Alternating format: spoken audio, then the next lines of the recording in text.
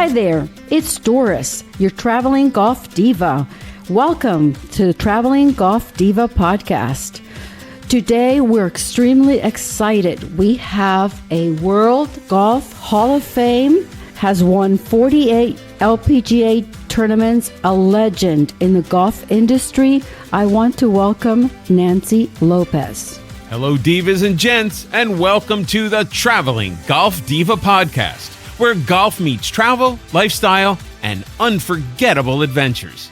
Here's your host, Doris Muscarella. Thank you, Nancy, for being on the podcast. Hi, Doris. Thank you for having me. I wanted to, we have the divas here on the podcast. We have young beginners, intermediate, and professionals listening. I want to ask you, what sparked your love for golf as a young girl? My mom and dad both played golf when I started. My dad was really a good player. My mom really pretty much just did it for fun. And back in those days, I always say they didn't have babysitters or nannies, so you went everywhere with your parents. And when I would go out to the golf course with my mom and dad, I just pretty much enjoyed what golf provided by walking and enjoying the sunshine. And then when my dad put a golf club in my hand and I started swinging and trying to make contact with the ball, I think once I made contact with the ball, there was this great feeling of having hit the ball because my goal at that time. You won the New Mexico Women's Amateur at the age of 12 and then went to claim on the multiple junior titles, which is a tremendous inspiration for girls that are wanting to learn the sport. What was it like conquering or competing against adults so early? Well, at age 12, they're a lot older and they didn't really want me there. It was okay. I get it now that I'm an older lady. I loved golf. And I think, for anybody young that wants to start playing big, you have to really dedicate yourself because I was like that. I loved golf. I wanted to practice. I wanted to get better.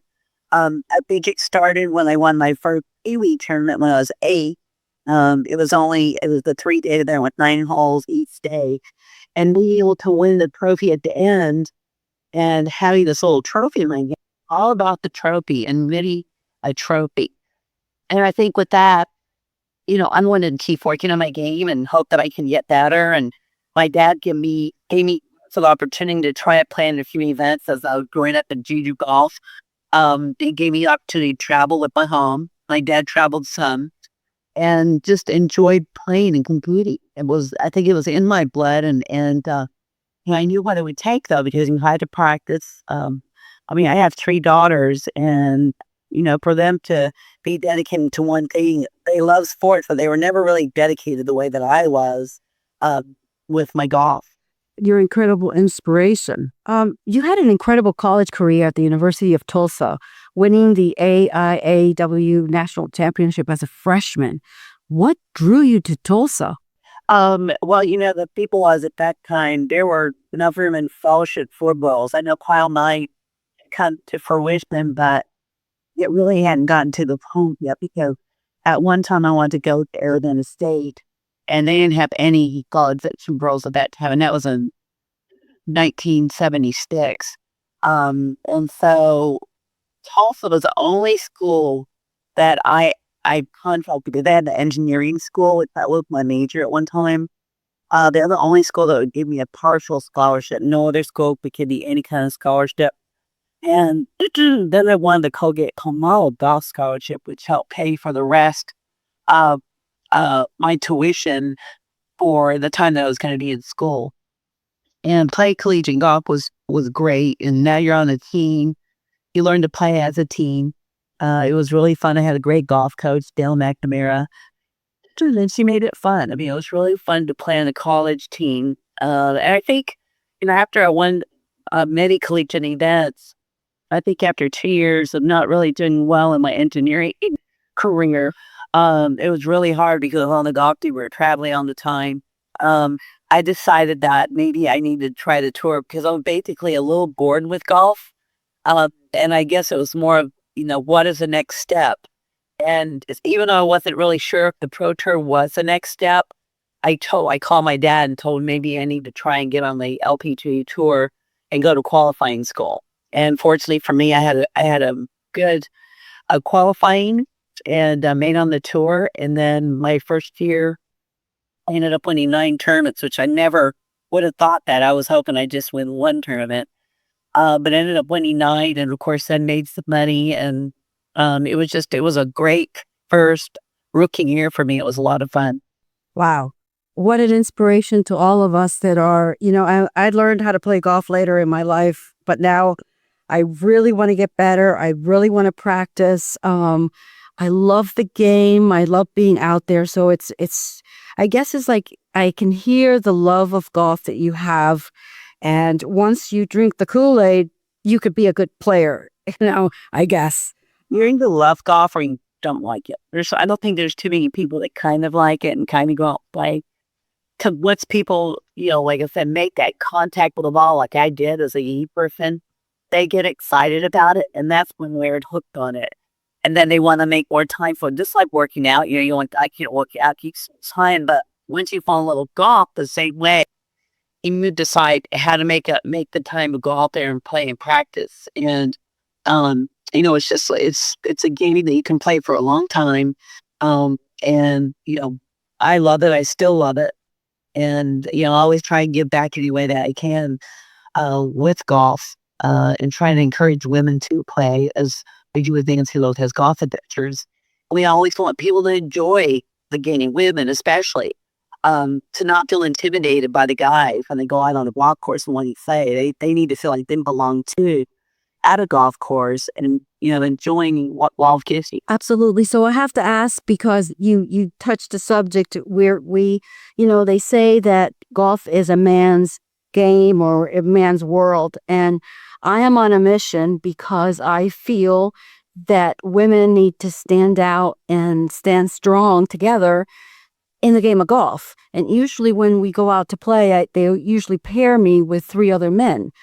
And how in your, you were a celebrity, we are a celebrity, but in the 70s and 80s when you were out there winning tournament after tournament after tournament.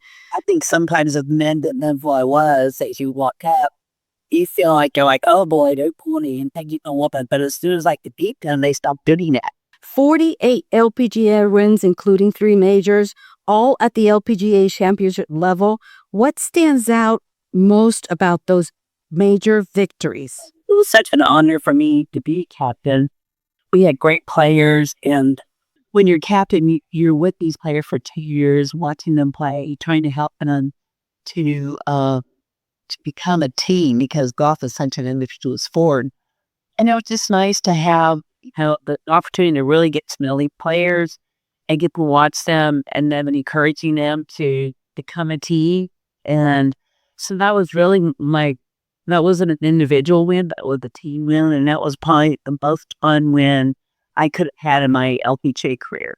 Amazing. Amazing. You were named Associate Press Female Athlete of the Year twice, and you became the first woman to earn over $1 million in prize money. Were those moments when the financial milestone or rewards hit home, or was it always more about the competition? I never really knew when I played in the tournament what the purse was. I pretty much, if I won it, I got the trophy, and then they brought the check out. I'm like, oh, okay. And back then the checks were not that big. They were, I think, first place most of the time was $50,000 compared to what they are now. Some of them are $1 million, over I hear $1,000 for first place. But in those days, of course, you thought that was a lot of money. The thing for me was I won money on the golf course, but I really won more money off the golf course with endorsements and things like that with different companies that I was a part of. So, altogether, it was really, a great career for me, and I enjoyed it. I was able to, give back to my dad and help him, and enjoy some of the financial means that I had. My mom, unfortunately, passed away when I was 19 before I won any LPGA bets. So I didn't get to really thank her financially in any way that I could. But my dad, I was able to find a nice home and take care of him, and him travel with me, because he really sacrificed a lot from a career, and he was just a special dad. So it was really fun to be able to make that money, be able to finished out with my dad. Wow, that's amazing. Now, balancing a Hall of Fame career with family, how did you navigate being a mom on tour? And we did not have childcare or daycare on the LPGA Tour at that time. So, fortunately, because I had made money, I can have a full-time nanny travel with you. So, Ashley, my oldest, and Erin, my middle daughter, who's about 2 years younger than Ashley, they traveled with me.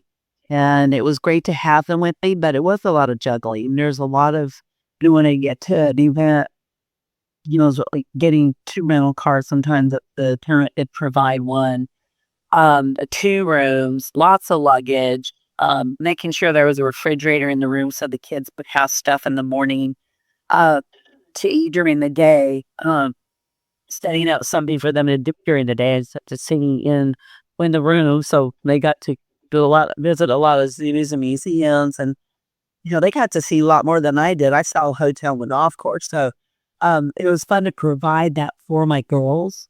And daycare. Then Smuckers came along, and they were the sponsor at daycare for many, many, many, many years, which is great because then it allowed women on the LPGA Tour to have children and not worry about who's going to take care of their child while they're out there trying to focus on off course.